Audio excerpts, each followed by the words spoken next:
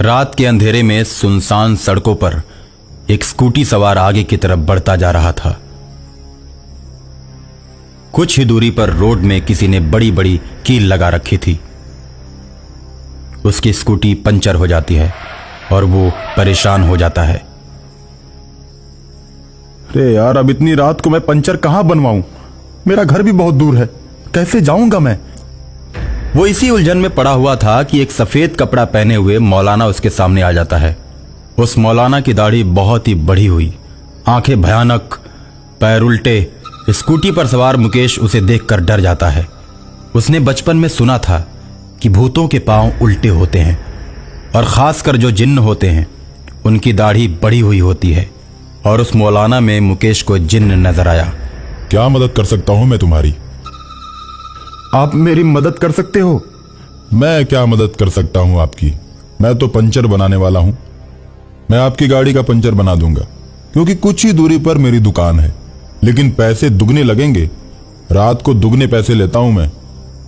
ठीक है, इतनी रात को पंचर बनाना कहां आसान काम है। मैं तो तुम्हें दुगने नहीं, दुगने से भी ज्यादा पैसे दूंगा। बस तुम मेरी स्कूटी का पंचर बना दो। ठीक है साहब, गाड़ी आगे लेकर आओ, वहीं पर मेरी दुकान है। मुकेश गाड़ी को लेकर आगे जाता है। वहां पर एक छोटा सा बल्ब जला होता है। वहां अपनी स्कूटी को लेकर पहुंचता है। जिन्नात उसकी स्कूटी का पंचर बनाता है। ये लो साहब, तुम्हारी गाड़ी ठीक हो गई। अब जब भी आना मेरे ही पास आना। मैं पंचर बनाने के साथ साथ ही गाड़ी का मैकेनिक भी हूं। मुकेश पंचर बनवा कर चल देता है। जिन्न खुश हो जाता है और अगली गाड़ी का इंतजार करने लगता है।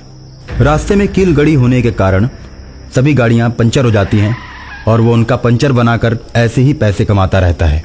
और एक दिन एक पुलिस की गाड़ी गश्त लगाती हुई उस रास्ते पर से आती है और पंचर हो जाती है। पुलिस पंचर बनाने वाले के पास जाती है। यार, कल ही मैंने नया ट्यूब लगवाया था, वो भी अच्छी कंपनी का। इतनी जल्दी पंचर कैसे हो गया? तो सोचने वाली बात है।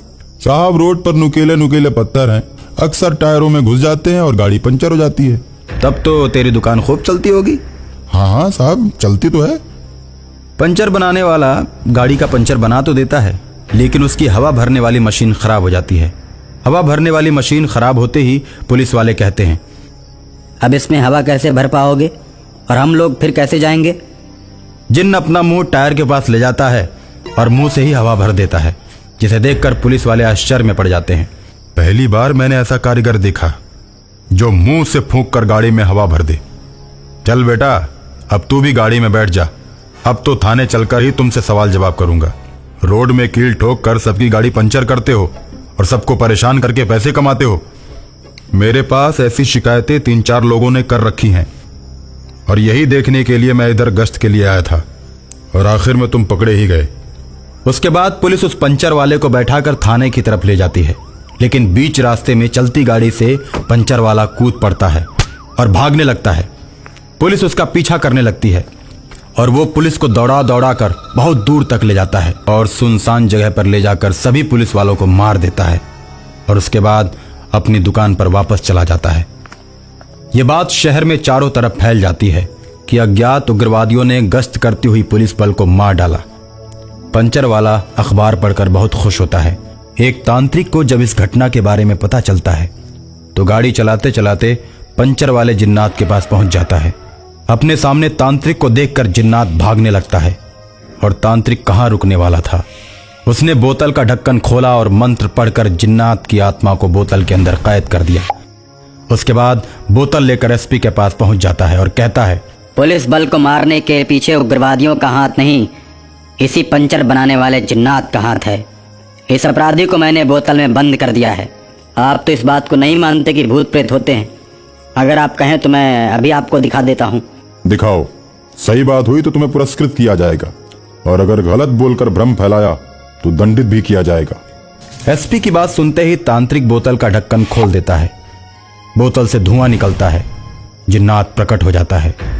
बोतल के भूत को देखकर एसपी हक्का बक्का रह जाता है। एसपी को दिखाने के बाद तांत्रिक पुनः जिन्नात को बोतल के अंदर बंद कर देता है।